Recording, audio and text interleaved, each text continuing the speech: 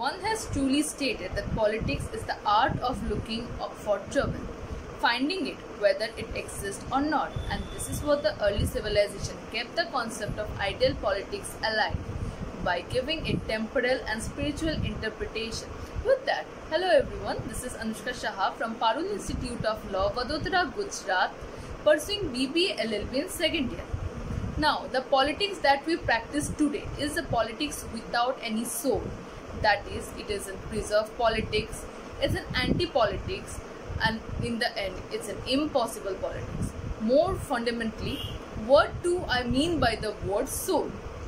Very simple. Soul is the medium or those moral values and norms which we can dwell as a human being, and there is no other space where we can truly humanly live.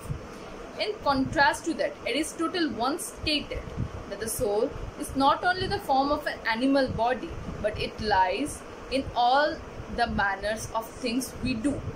In case of human beings, moral values are capable of conscious thought. Subsequently, they also have the capacity for freedom. Now, every individual desires for freedom, but is it justified to let freedom pave its way by breaking the rocks of moral value, as too much freedom can move one from pursuing its own psychic motions themselves, since it cannot be expressed in a materialistic terms. Therefore, many cultures, religions and philosophers have argued that the core of the soul can exist apart from the bodies, and it should be derived and hired by an indivisible spiritual power that deals with all reality. Today, of course, perfectly rational views and thoughts would be only notable and belong to the sphere of private opinion and debate. Moreover, no doubt that liberalism has also increased true spiritual community, individual freedom and our respect for each and everyone's freedom.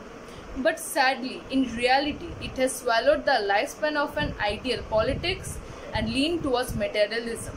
Now, if one believes in the reality of soul, then liberalism is no humanism, as it tends to deny that ontological space in which we can operate as in a true human fashion.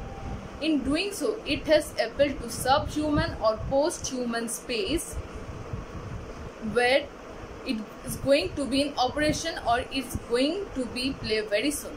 At last, I will like to claim that where one does not base on the political and social order or the reality of the soul, then one is definitely on the way either to undo himself or to undo humanity from himself also and from all over the world.